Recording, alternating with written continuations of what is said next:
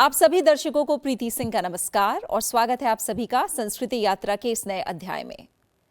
संस्कृति सभ्यताओं में पनपती है और सभ्यताएं अधिकांश नदियों के तटों पर बसती हैं, क्योंकि मानव जीवन के लिए स्वच्छ जल अत्यंत आवश्यक है। भारत भूमि सदैव से ही प्राकृतिक संपदाओं से परिपूर्ण रही है, लिहाजा भारत में जीवन दायिनी नदियों और उपनदियों के तटों पर मानव जीवन पुष्पित और पल्लवित हुआ है। जीवन दायिनी होने की वजह से नदियों के साथ यहाँ के जनमानस की धार्मिक आस्था और मान्यताएं भी जुड़ी हैं। एक दिशा से दूसरी दिशा में बहने वाली नदियों ने एक ओर जहां जीवन का संचार किया है, वहीं दूसरी ओर हमारी संस्कृति को भी अपने अस्तित्व की भांति ही सतत रखा है। इसी संस्कृति की यात्रा संसद टीवी पर चलती रहेगी। आज ही के दिन इसी समय हर सप्ताह आप तक पहुंचाएगी भारत की अद्भुत कला संस्कृति के विषय में नई जानकारियां। तो आइए संस्कृति यात्रा का आरंभ करते हैं साप्ताहिकी से, जिसमें आप देखेंगे किस प्रकार से देश में कला संस्कृति का संग्रहण हो रहा है। नई दिल्ली में 3 दिन के अंतर्राष्ट्रीय सम्मेलन का आयोजन किया गया। ये सम्मेलन take pride in legacy, libraries and archives for विकसित भारत, यानी विरासत पर गर्व करना, विकसित भारत के लिए पुस्तकालय और अभिलेखागार थीम पर आधारित था। इसमें भारत की समृद्ध सांस्कृतिक विरासत और एक विकसित राष्ट्र के निर्माण में पुस्तकालयों और अभिलेखागारों की आवश्यक भूमिका पर मंथन हुआ। यह आयोजन केंद्रीय सरकारी पुस्तकालय संघ और IGNCA के संयुक्त तत्वाधान में संपन्न हुआ। सम्मेलन में उपस्थित केंद्रीय संस्कृति मंत्रालय की संयुक्त सचिव लिली पांडे ने पुस्तकालयों और अभिलेखागारों के संदर्भ में अपने विचार साझा किए। Library is everybody's. Libraries do not distinguish, do not discriminate. They don't understand caste, creed, gender. So this is a very important tool, not just in nation building and society building, and not just in realizing the dream of Viksit Bharat, but it is absolutely vital ingredient in any strategy for development. इन 3 दिनों में कई विषयों पर चर्चा सत्रों का आयोजन किया गया और प्रतिभागियों को सम्मानित भी किया गया।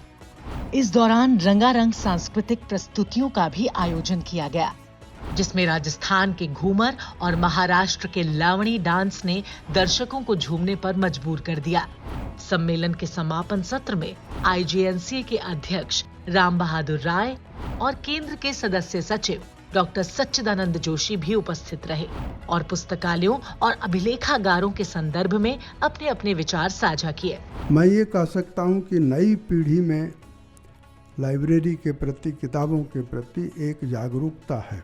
अगर एक समय में 1905 और 7 के बीच में जब राष्ट्रीय चेतना भारत में पैदा हुई, तो लाइब्रेरी अगर स्वाधीनता आंदोलन का माध्यम थी, तो आज 2024 में लाइब्रेरी भारत की उन्नति का माध्यम हो सकता है। ये जो लाइब्रेरीज़ हैं या ये जो आर्काइव्स हैं, इनमें इंस्टीट्यूशनल मेमोरी क्रिएट करना हमारा सबसे महत्वपूर्ण काम होगा, क्योंकि जब तक हमें पुरानी बातों का ध्यान नहीं रहेगा, तब तक हमें आगे जाने वाली चीज़ों के लिए सही जानकारी, सही सबक, सही सीख नहीं मिल पाएगी। नई दिल्ली में शुक्ल यजुर्वेद माध्याह्न दिन घनपाठ भाग 1 और 2 के पुस्तक विमोचन और परिचर्चा कार्यक्रम का आयोजन किया गया। पुस्तक में वेदों से संबंधित सामग्री प्रकाशित की गई, जो ज्ञान के मूल स्रोत माने जाते हैं। इस पुस्तक का संपादन प्रोफेसर गोपाल प्रसाद शर्मा और डॉक्टर कीर्तिकांत शर्मा ने किया। इसमें वैदिक साहित्य की जानकारी और उससे जुड़े विषयों को प्रस्तुत किया गया, जिससे वेदों की प्राचीन और महत्वपूर्ण शिक्षाओं और पाठकों का ध्यान आकर्षित हो सके। वाराणसी में शरद पूर्णिमा के उपलक्ष्य में वेदों में नारी विमर्श विषय पर एक शास्त्रार्थ चर्चा का आयोजन हुआ। कार्यक्रम का आयोजन IGNCA और सुबह बनारस सेस्था के संयुक्त तत्वाधान में किया गया। इस शास्त्रार्थ में पाणिनि कन्या महाविद्यालय की ऋषिकाओं ने वैदिक ऋचाओं का उल्लेख करते हुए इस विषय को परिभाषित किया। साप्ताहिकी के 7 रंगों से आगे बढ़ते हैं अपने अगले पड़ाव विशेष की तरफ, जहां बात करेंगे मध्य प्रदेश के अमरकंटक पर्वत से निकली नर्मदा नदी के बारे में। मध्य प्रदेश, महाराष्ट्र और गुजरात से होकर बहने वाली नर्मदा भारत की 5वीं सबसे लंबी नदी है। अपने तटों पर लाखों की आबादी को जीवन देती नर्मदा अपने तट पर अमरकंटक, ओंकारेश्वर और महेश्वर जैसे पवित्र स्थानों को भी बसाए हुए है। नर्मदा नदी गंगा, यमुना, सरस्वती, गोदावरी, सिंधु, कावेरी जैसी ही पूजनीय है। साधु संत और कुछ भक्तजन अरब की खाड़ी भरूच से नर्मदा के एक तट से पैदल यात्रा करके अमरकंटक पहुंचते हैं और फिर नदी के दूसरे तट से वापस लगभग 3500 किलोमीटर की यात्रा पूरी करके अरब की खाड़ी भरूच तक जाते हैं। धार्मिक महत्ता की इस यात्रा को नर्मदा परिक्रमा कहते हैं। तो आइए देखते हैं नर्मदा नदी पर बनी फिल्म देव नदी नर्मदा के कुछ अंश।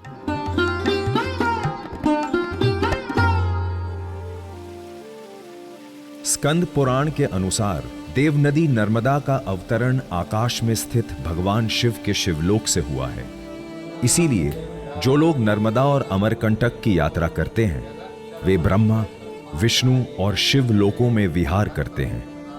गंगे च यमुने चैव गोदावरी सरस्वती नर्मदा सिंधु कावेरी जलेस्मिन सन्निधिम कुरु। वेदों और पुराणों में इन सप्त गंगाओं में से नर्मदा जी को एक पवित्र देव नदी कहा गया है। धन्य है वो भारत भूमि जहां देवता भी जन्म लेने को लालायित रहते हैं। यदि उत्तर में हिमालय भारत का सिर है तो दक्षिण में कन्याकुमारी इसके कोमल चरण, पूर्वी और पश्चिमी प्रदेश इसकी भुजाएं, तो मध्य प्रदेश इसका मृदुल हृदय, और इस हृदय में धड़कती है एक आत्मा जिसे भगवती नर्मदा कहते हैं।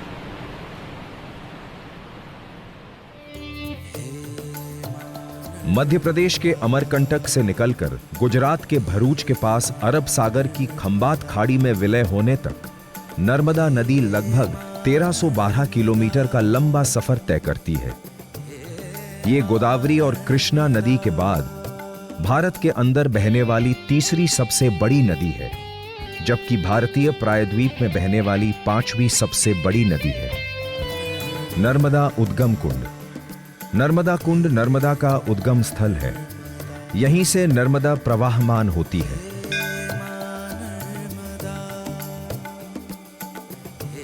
मेकलसुता शिवपुत्री नर्मदा जी यहां नन्ही बालिका सी सोई हुई प्रतीत होती हैं। एक कथा के अनुसार जब समुद्र मंथन में कालकूट विष निकला तो उसे भगवान शिव ने ग्रहण किया और उसे अपने कंठ में रोक लिया, जिससे वे नीलकंठ कहलाए। शिवजी ने कैलाश जाते समय मार्ग में सुहावना अमरकंटक वन प्रदेश देखा तो एक स्थान पर ठहरकर समाधिष्ट हो गए।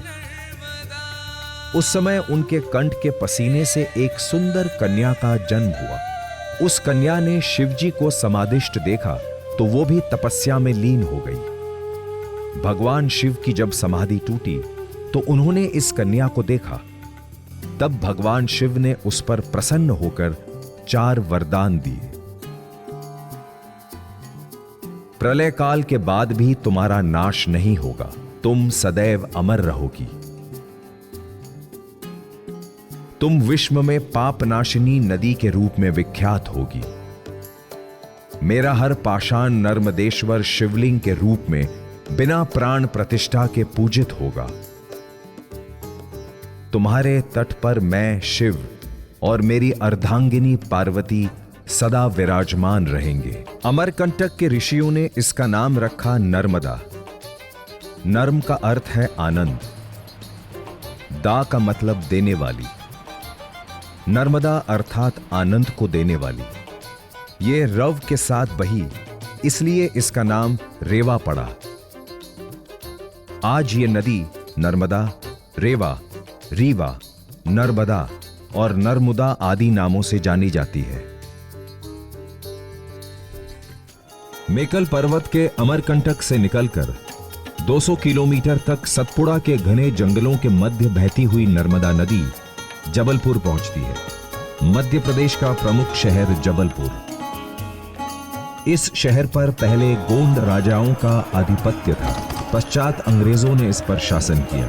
थल सेना की छावनी के अलावा यहां सेना के लिए हथियार बनाने का कारखाना भी है।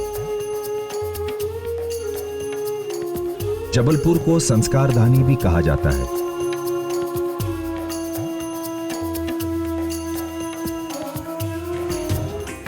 भेड़ा घाट।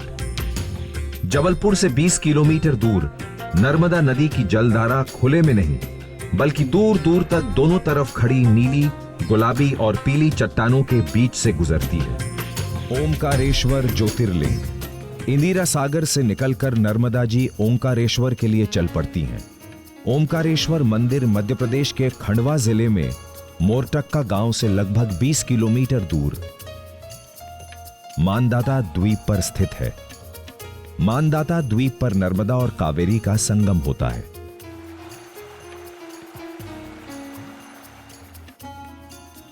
यहां नर्मदा वेदों के प्रणव अक्षर ओम का आकार ले लेती है। इसलिए मानदाता द्वीप मां नर्मदा के मध्य में आ जाता है।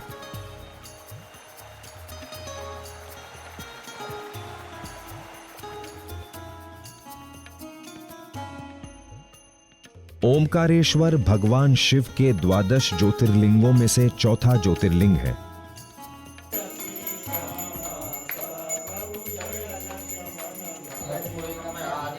पुराणों के अनुसार जो लोग ओमकार और नर्मदा का सदैव शिव रूप से स्मरण करते हैं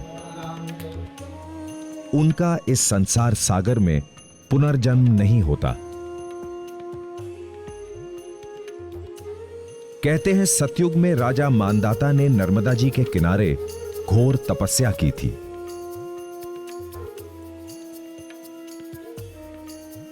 शिव जी प्रसन्न हुए और स्वयंभू के रूप में यहां सदा निवास करने का वरदान दिया।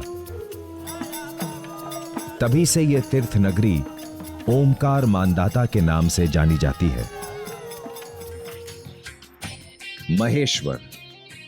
ओमकारेश्वर में भगवान शिव की प्रदक्षिणा करके आनंददात्री भगवती नर्मदा महेश्वर मंदिर में उपासना करने के लिए महेश्वर पहुंच जाती हैं।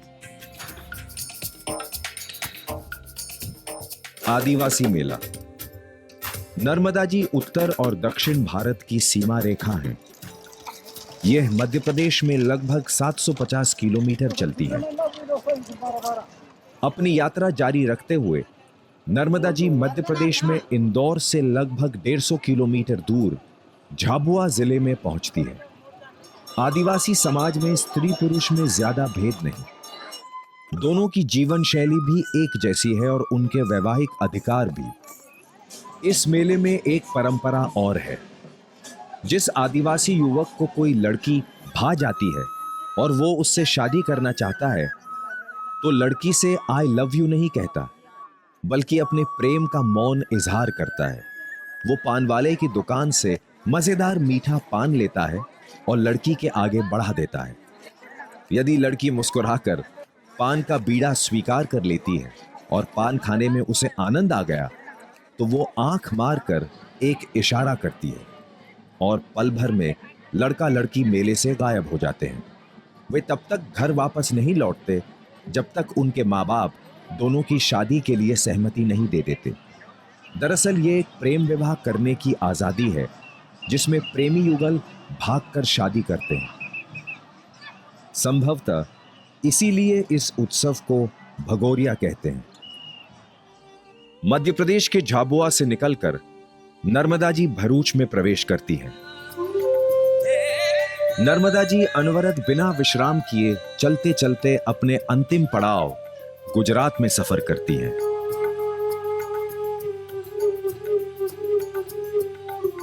गुजरात के केवड़िया क्षेत्र में नर्मदा नदी पर बना हुआ सरदार सरोवर बांध अमेरिका के ग्रैंड कॉली बांध के बाद दुनिया का दूसरा सबसे बड़ा बांध है।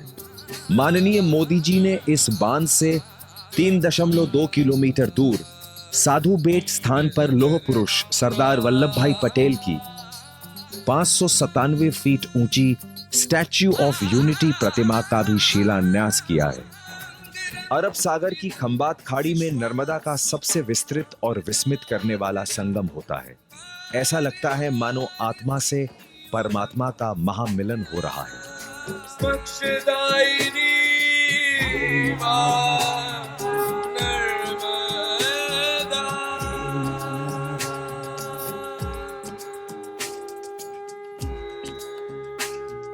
जय मां नर्मदा।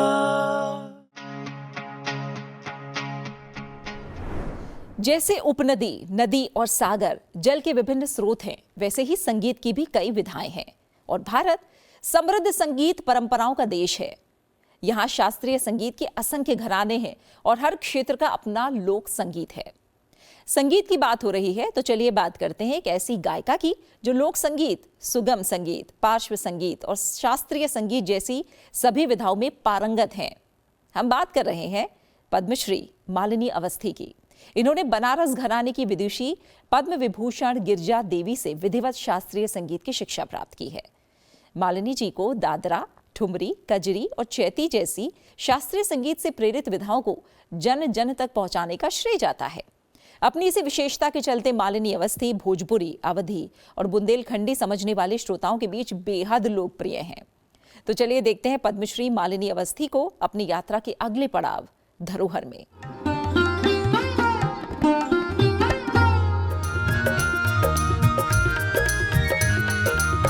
पहला रसगुल्ला ससुर जी ने मारा, ससुर जी ने मारा, ससुर जी ने मारा, ससुर जी ने मारा, ससुर छोड़ दिया रे, ओहो छोड़ दिया रे, उन्हें बुढ़ा समझ के छोड़ दिया रे, उन्हें बुढ़ा समझ के मार दिया रे, रसगुल्ला घुमाई के मार दिया रे। ऐसी तरह से नाजुक नरम कलाई रे, पनिया कैसे जाऊं, नाजुक नरम कलाई रे, ए पनिया कैसे जाऊं। अब भाई इतनी पतली कलाई है, आप लोग को लगता होगा कि अतिरंजता है, गानों में कुछ अतिरंजकता नहीं है। आज तो आपके घर में बोरिंग से पानी आता है, आरओ का पानी पी रहे हैं। पहले पनघट में जाना पड़ता था, घर घर या तो कुएं होते थे। अरे नाजुक नरम कलाई रे, पनिया कैसे जाऊं, नाजुक नरम कलाई रे, पनिया कैसे। अपने ससुर की मैं बहुत दुलारी, अब देखिए सास शासन करती है, सास के संग खट्टा मीठा कभी कभी कसैला रिश्ता रहता है। ननदे भी, जिठानी भी, ससुर अधिकतर बहुओं का पक्ष नहीं लेते तो आंखों आंखों में मौन तो रहते हैं। अपने ससुर की मैं बहुत दुलारी, बहुत दुलारी, अरे बहुत दुलारी, अरे आंगन कुइया खुदवाई रे, ए पनिया कैसे जाऊं, नाजुक नरम कलाई रे, पनिया कैसे जाऊं, नाजुक नरम कलाई। अपने देवर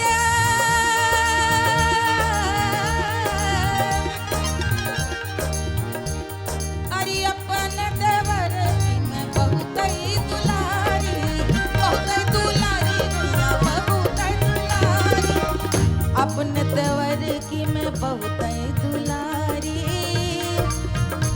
हाय बहुत ही दुलारी, अपने देवर की बहुत दुलारी, अरे चार कहार मंगवाई रे, ओ पनिया कैसे जाऊं, नाजुक नरम कलाई रे, पनिया कैसे जाऊं, नाजुक नरम कलाई रे, पनिया कैसे जाऊं, पनिया कैसे जाऊं, पनिया कैसे जाऊं।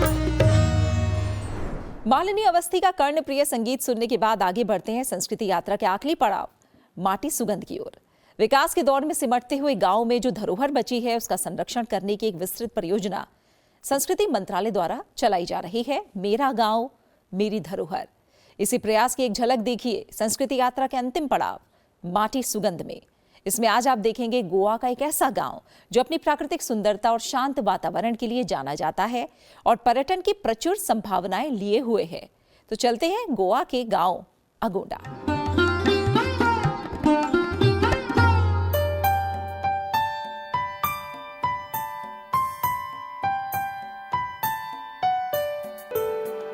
अगोंडा साउथ गोवा में स्थित खूबसूरत गांव है। यह अपनी बेहद प्राकृतिक सुंदरता और शांत वातावरण के लिए प्रसिद्ध है। गांव में कोंकणी, मराठी, अंग्रेजी भाषा बोली जाती है। यहाँ बनी पक्की सड़कें इसे समस्त भारत से जोड़ने का काम करती हैं। यहाँ बने विद्यालय यहाँ के शिक्षा स्तर में निरंतर सुधार कर रहे हैं।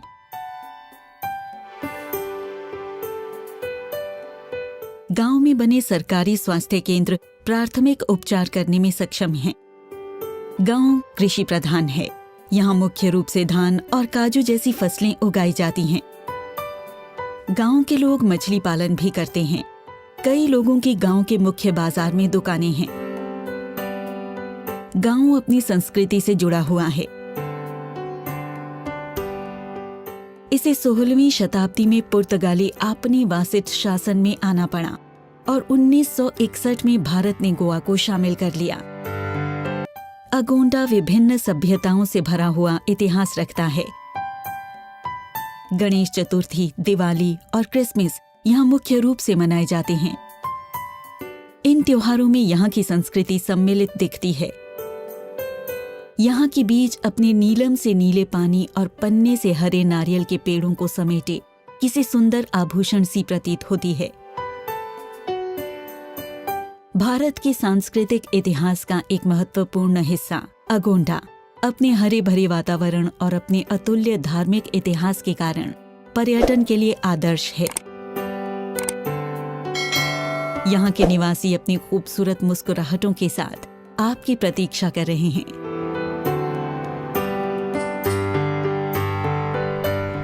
तो ये थी आज की हमारी संस्कृति यात्रा। आशा है आपको पसंद आई होगी। इस कार्यक्रम को लेकर आपके सुझाव हमारे लिए बेहद महत्वपूर्ण हैं, इसलिए अपने सुझाव हमें जरूर भेजें। हमारा ईमेल आईडी है sanskriti.ignca@gmail.com। आपसे फिर होगी मुलाकात अगले हफ्ते आज ही के दिन इसी समय संस्कृति यात्रा के अगले एपिसोड में। तब तक के लिए नमस्कार।